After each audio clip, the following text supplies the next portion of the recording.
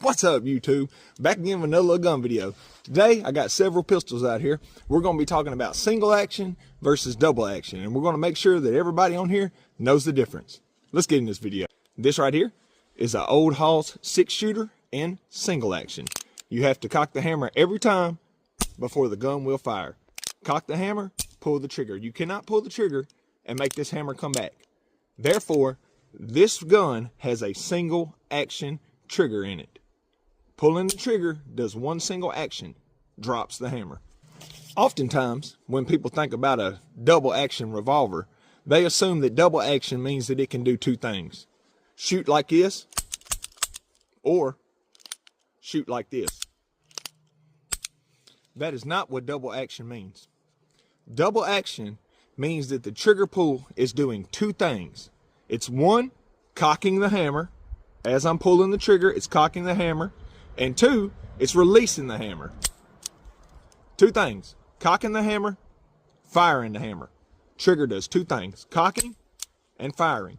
Double action. As on this Rossi, it is now to be fired in single action. That trigger pull only sends the hammer forward. I can also double action this gun.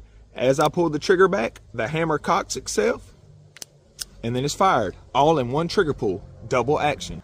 That's why guns like this Ruger semi-automatic right here are double action. When you pull the trigger, it cocks the hammer and fires the hammer. There's no way to set the hammer back. You have to pull the trigger every time. That makes this a double action because it cocks the hammer and fires the hammer. Double action. This has a hammer on the inside of it. This is a single action. Once it's cocked, the trigger has one action, dropping the hammer. You cannot see it, it's internal. As you pull right here, the trigger will not cock a hammer or release a hammer. That makes this gun single action, even though the hammer is not exposed. So let's look at the Thunderstruck. This is a perfect example of a revolver that is double action only. It has a hammer inside of here, but you're not able to get it and cock it back. If you were able to cock it back and lock it and fire this away with just this trigger releasing it, it would be single action. But that is not the case. The trigger pull on this gun cocks the hammer and fires the hammer, making this a double action, even though it does not have an exposed hammer. That is the true difference in single action and double action.